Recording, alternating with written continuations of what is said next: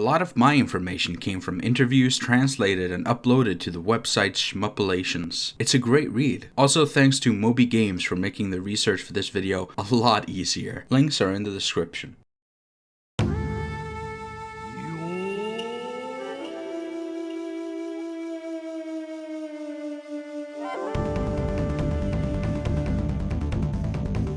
The developer, Lightweight, was founded in Tokyo, November 22nd, 1995. A small studio partially owned by Squaresoft, and with help from Sony, began working on a unique fighting game exclusively for their new PlayStation. As stated by the game director Kunihiko Nakata, we wanted a system where, when you hit someone, it didn't just feel like, oh, I did a little damage to them, but something more decisive, where the moment you have that, ha, I got you feeling, is the moment you've won the match. We could have accomplished that with just punching, but a cutting weapon is more visually convincing. It's easier to understand for players, so that's what we went with. And so Bushido Blade was born, a slow-paced and very tactical fighting game. Bushido is a code of honor, and if you break it at any point during the story mode, it's game over. You can't strike someone before they're ready, you can't hit them in the back or when they're downed, you can't throw stuff in their eyes, etc. Of course in versus mode, you can do whatever you want. To start off with, you get the choice of 8 different weapons, as well as 6 different characters, with one extra unlockable one for versus mode. Each weapon has 3 different stances that you can alternate between, and each stance has different attacks for each of the 3 main attack buttons, as well as attacks which require specific movement inputs. It's very in-depth, and you can spend a lot of time just mastering one character and one weapon. Everyone has 2 endings, with a secret boss and all. I have such a blast just replaying this game again and again. This game is visceral and incredibly fun to play, both alone and with a friend. You never know when a fight's gonna end. Sometimes it can go on for a while, and sometimes it's over in the blink of an eye. But one thing never changes, and that's the fact that it's fun as hell. You can also cut down parts of the environment, and if you're too close to a wall and try to attack, you might be stopped by the weapon hitting that wall. You can disable the use of the opponent's arms or legs to make them weaker and slower, and change the way they move and fight. It might seriously put a stop to their movement speed, but that doesn't mean that they're out of the fight yet, and I think that's freaking awesome. You can also clash blades, and it turns into a crazy button mashing contest. Every time this happens in Versus, it's just so intense. You can also move freely in the environment and go far away. From the starting area of the story, you can go from the forest into a tunnel, cross a bridge, you can climb up here, go down an alley, end up in a bamboo area, and it just keeps going and going. It's a huge open field. It's really cool. I've never seen anything quite like it. There's also the slasher mode, where you fight one enemy at a time, with new enemy types coming in the further you get. This is how you unlock that one secret character for versus mode by getting to 100. There's POV mode, where you fight in first person. It's a silly but fun inclusion. You can also do this in 2-player, but you'll need to do it using the link mode and link 2 PlayStations to each other and use 2 TVs. And last, there's also training mode, which is handy. It's almost hard to describe how fun it is to play, but I feel like you can tell just by watching. It's a really special fighting game. I really urge you to pick up a controller and try this with a friend however you can. The music is great, there's a good variety of stages, the way you interact with the environment, the way you can get muddied or have stuff thrown at you. There's just a lot going on. It's just a fantastic game.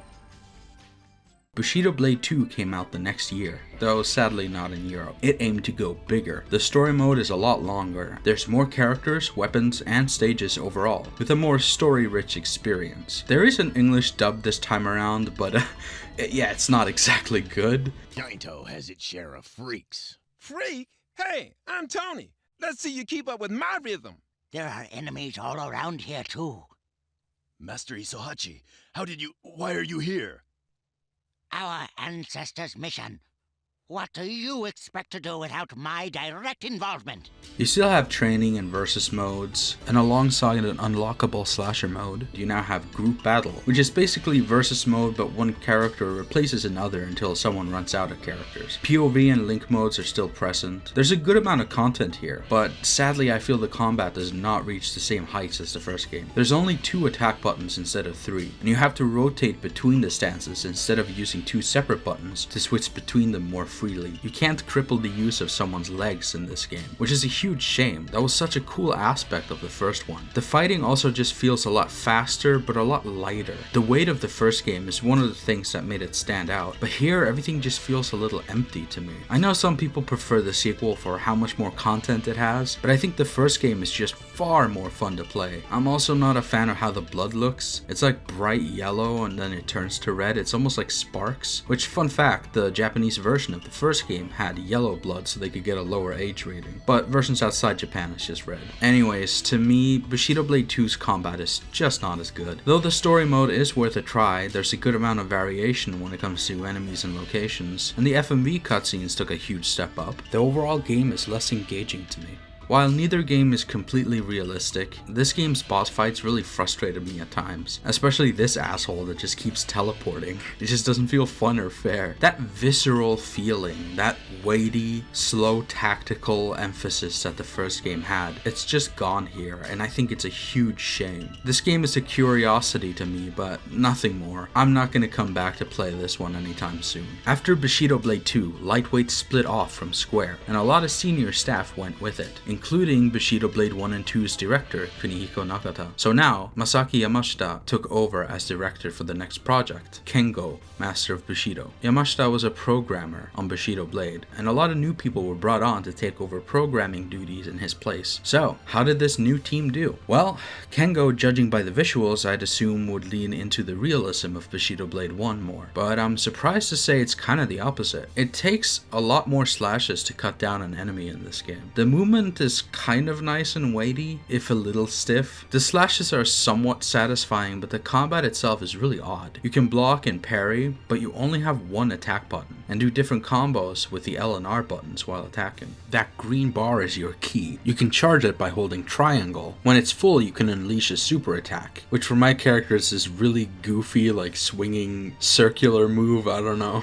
It feels very overpowered. And when it comes to the story, well, there isn't much of a story here. The only story here is that the game is set during a peaceful time for Japan, so warriors don't have a way to gain their honor through combat, so it's all about hosting tournaments, and winning a tournament is the ultimate goal of the game. You train for a certain amount of time until a big tournament, and you can choose when to rest or what to practice. Then, you have your tournament and a big duel at the end. The stages are very simple and flat. There isn't much going on here. I'm kinda stunned. We went from having large, expansive maps and deep, realistic combat to slightly more flashy combat and more content to this kind of empty game. You can train, do a tournament, versus mode, that's it. I wouldn't mind this if I enjoyed the combat more, but I really wasn't that into it. The game feels hollow to me, like they just didn't manage to get it to where they wanted to. After this, they made Kabuki Warriors on the original Xbox. It did not release in Europe, but that's fine with me. It reviewed terribly at the time, and is pretty widely known to be a bad game. It's a simple Kabuki themed fighter. There's a tour mode where you fight every other character in the game, time attack mode, and a versus mode, and that's all there is to it. There isn't much of a story or anything, and it just seems very janky and stiff, and people generally don't care for it. I wasn't able to play this one, but I don't think I'd like it anyways. But you can check out Completionator's video on it here, which is where I got the footage from. Moving on to Kengo 2, Legacy of the Blade,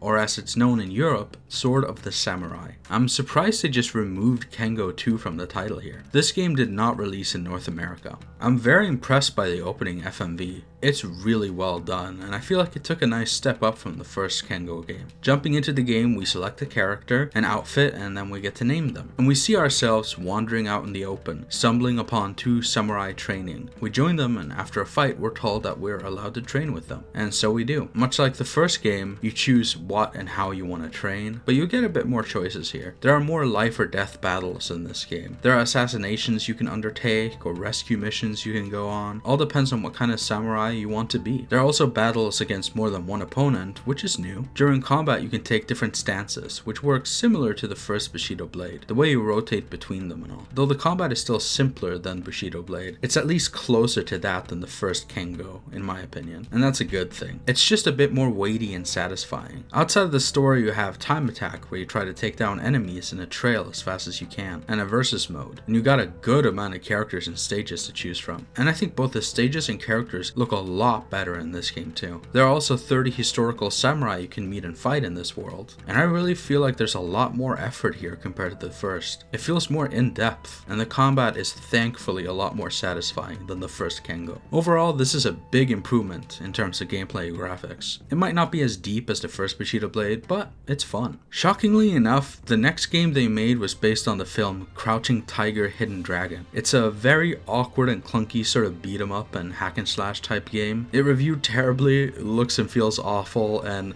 I just didn't try this one much at all, so I'm just gonna move on. Kengo 3 only released in Japan and follows a similar structure to the previous game, where you get a little bit of a story in the opening and train to become a strong samurai. This game does have some sections where you can roam around freely, as well as larger group battles, but I feel like the enemies don't do a whole lot, but it's a cool thing to see. You can select a region to train in and you can explore them, and like the last game, there are famous historical samurai to fight. There is a story throughout the game, but since I don't really know Japanese, I can't really comment on it, sadly. The combat seems to be pretty simplified. The movement is kind of stiff, and while the attacks are fast, I don't feel like there's much weight behind them. And how fast you go from being staggered to back to neutral feels awkward. I miss the weight and the viciousness that the combat had in the first Bushido Blade. There was something so special about it. Here it just feels so light and weightless. And I didn't mention this before, but in all Kengo games, you don't sustain any injuries mid-fight, outside of some blood spurts. You can start bleeding, which will eventually kill you, but there's no difference to the way you fight. I think it's a shame they didn't try to aim for that again. In Bushido Blade, you could die at any moment. Every time you got hit, there was a huge chance of losing. You never knew when it was about to be over. But in these games, it feels like you have plenty of health. I understand if they wanted to aim for a more traditional fighter, but given the more realistic art style, I would have loved to see them try to tackle really realistic combat with a lot of ways to take damage and maybe more interactions with the environment. There's a lot you can do. There is one more game, the last big title that Lightweight made. And no, it's not Kengo Legend of the Nine, that was made by a different developer. The last big game that Lightweight made was Hissatsu Ura Kagyou. Let's see how it ends. The opening cutscene is incredibly stylish and fun, the most unique one so far, and the music is so cool. The visuals are also great, the characters look better than any game they've made so far. The game has a much deeper focus on story. You play as Keijiro, who's a doctor working closely with the people of his village. You can walk around and talk to people, and the daytime is pretty peaceful. It's got a chill vibe to it. But at night, that's when the action starts and Keijiro pulls out his sword. There's a group of other characters you can work with and play as well, with a focus of taking down a target. You sneak around and try to gather information. This is really different from what I was expecting, and since I don't know any Japanese, I gotta give another shout out to Moby Games. I've linked their article on it below. It's the only place I could find any info on what's going on here. This is based on old Japanese drama series and plays like it too. There isn't much focus on combat, which is fine. It's more about stealthing around and finding clues to help you find who you're looking for and taking down bad guys. It's interesting and not at all what I was expecting, but I respect the style, and there seems to be a lot going on here. I'm just not able to engage with much of it. After this, Lightweight moved on to making licensed games, mostly Hello Kitty, as well as downloadable titles and mobile games and ports. It's really strange they had such an amazing start. It seems like without Sony and Square support, and a lot of those early key members of the studio, things went down in quality a lot, and it makes sense, but it's just sad to see. At least Kengo 2 was cool. I'd honestly say give that one a try. Sadly, people in North America will have to emulate it or import it. I went on this journey in the hopes that anything else the studio had made would come even close to Bushido Blade, and I came out of this with a renewed appreciation for those games, especially the first. I'm still just stunned by how fun and unique it is. It's just incredible, and it's only like $20, so it's well worth it. And if you don't want to pay, well, you'll figure something out. Anyways, thank you for watching.